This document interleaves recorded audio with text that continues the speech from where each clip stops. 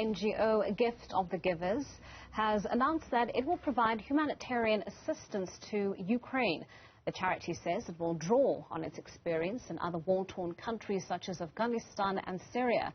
This came after a very private meeting with representatives from Slovakia, Romania and Ukraine Health Ministry, Croatia and surgeons from the United States and Europe.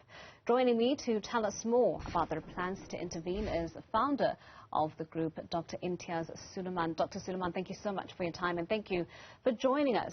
Talk to us about the kind of discussions held prior to the decision to go ahead and provide aid. It is not so much, good morning, Dr. Koza. It was not so much about permission to go ahead. Requests have been coming in for some time from the first day, actually. From the day the invasion took place on that Thursday, soon after we got calls from within the country and from outside to say if we're going to assist. And we said, in a war, you don't act immediately. You always wait to see what happens first, what unfolds.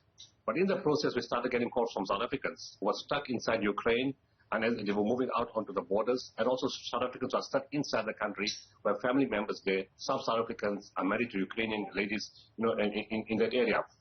So in the week, I was told there's somebody who's a coordinator for the Ukrainian government, a South African doctor told me about that. And at short notice, suddenly on Thursday, I get a link. Please join the session. It's a very private invitation. It's going on in 10 minutes. And it's all those people that you just mentioned, representatives from those different countries, including the chief coordinator, people from the health ministry inside Ukraine. A doctor was speaking directly from a hospital where the bombs were falling around, and he spoke, very emotionally. Then there were surgeons and plastic surgeons from a plastic surgeon constructive group from USA, UK, France, Germany, and other parts of Europe. And then there were representatives from the health department in Slovenia, Romania. And they all said, look, the neighbors, the refugees are most welcome in our countries. We've created facilities for them. We've opened up all the halls. Everything's available. Our hospitals are available to go and we've created more bed space. But whatever numbers come, we'll create bed space for those patients, whoever's injured or sick. And at the same time, they also said something very interesting. They said, as the citizens are coming into their countries, their own citizens of that country, of the neighboring countries, are coming to the border to collect those people from Ukraine and take them to their own homes to host them as host families. Mm-hmm. So that was very, very encouraging. So that part was easy to deal with. The other part was, how do you get aid in? Where does it come from? Which areas need it most? How do you get to your frontline hospitals? And those are the kind of things which was not really discussed really properly on that session. I spoke to the coordinator there after she called me, and she said, look, what do we do? And I gave a whole blueprint as to what should be done, because, I've been doing this for 30 years now. Dr. Sooliman, thank you so much for answering the question on the how, because I was certainly going to get to that. We've seen the images, we've seen the video clips of the destruction, the devastating destruction that has been wreaked on Ukraine.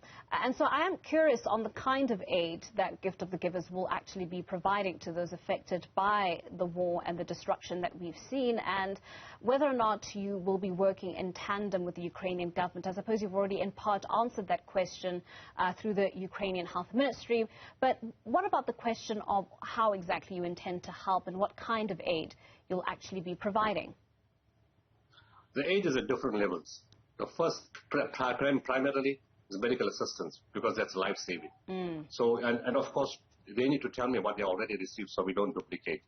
It makes it easier if we buy the items in Europe, which we're going to do, and we've already given instructions to go ahead from tomorrow in different parts of Europe. So the first is frontline medical items, everything to do with trauma. But besides frontline medical items, you also have patients who have other type of conditions. They have diabetes, they have high blood pressure, they have asthma. So you need medication for that kind of support. And all the consumables, you need sutures, you need swabs, you need everything to do with theater, with bleeding, IV lines, tourniquets. So all that kind of stuff, whatever they require, we'll be supporting that. Buying it in Europe, but first buying it in Ukraine. We're buying food stuff right now in Ukraine itself, where it's available. So first option inside Ukraine, second option in Europe, and thirdly, whatever we're going to collect in terms of medical items from South Africa, we're going to fly it into Poland. And the arrangements from Poland to take it to Ukraine is already done.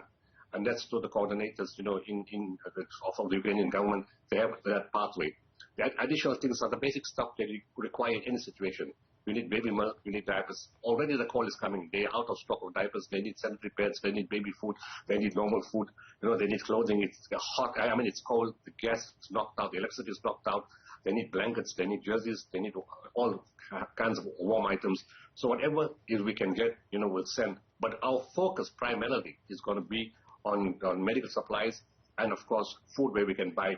We already bought food yesterday inside Ukraine, and that's being delivered. It's not only to people. It's not to people in camps. It's to people who are still staying in their houses, and some of the family have gone, and they've got nobody to be with them. So it's to those homes individual delivery, as well as to orphanages, old age homes, and areas where it's required. Right. What are, Dr. Sooliman, what are some of your major concerns presently, and certainly what are your main priorities in moving ahead with the aid work? And when I talk about concerns, this is a war-torn region. We know that it's a political issue as well.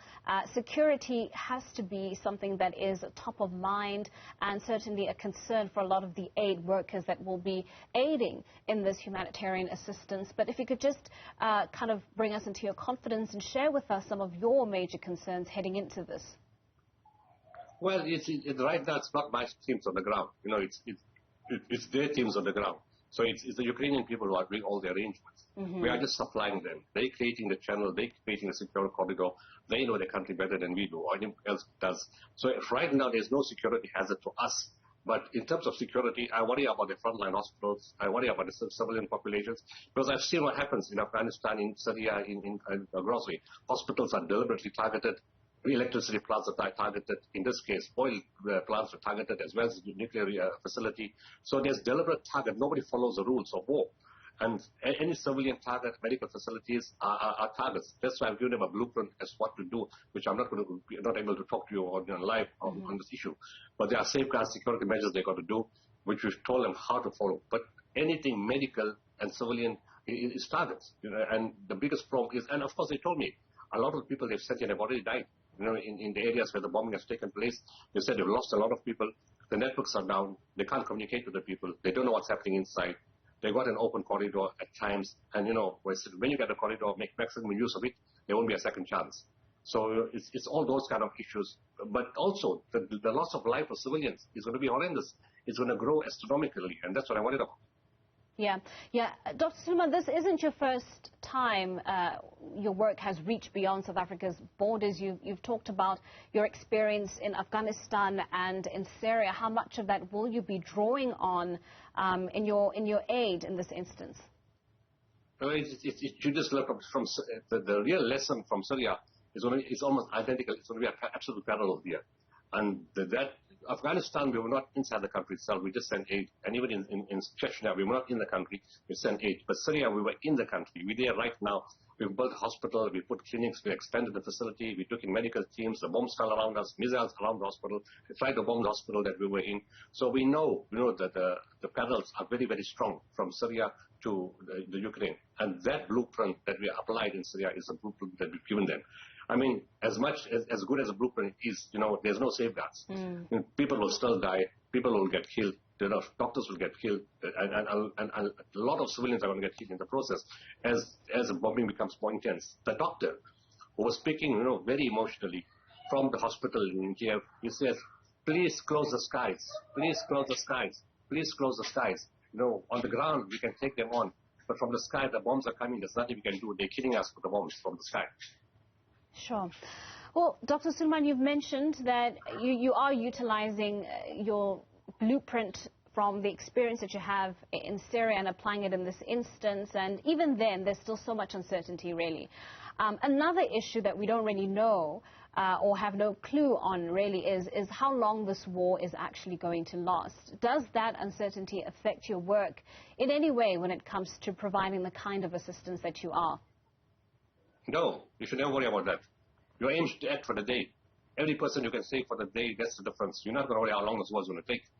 And your aim right now is to save as many lives right now. And that's part of the blueprint I've told them what to do. You don't wait for how long it's going to take. You get in aid as fast as possible. You don't say, okay, I think this war will last 4 days, so we need 4 containers of aid. And we need 3 machines and 2 something else. You carry on as the war is not going to end, because there's no second chance. As part of the problem is world sympathy suddenly drops. People forget, they get busy with other things. Another catastrophe comes somewhere else. There's a cyclone, there's an earthquake somewhere else. People shift attention, and it gets forgotten. So whilst the attention is there and the support is there, given that the world has suffered a lot from economic crisis, from COVID, whatever you can get now, and whatever generosity comes, take it now, because you're still going to look after 40 million people after the war. So many of I think by this afternoon or by today, more than 1 million would have already crossed the border into our neighboring countries. And internally displaced, we don't know how many they are. And what about all those people in their own homes who can't move? The old people, the sick people who are just stuck in their homes. All those people are going to need support. Then what about reconstruction? What about resupply? So whatever you can get, but don't worry how long this was going to take. Let's hope it can finish off soon, but that's not what happened. Well, Dr. Sooliman, thank you so much for your time coming on to today's program and sharing your insights with us.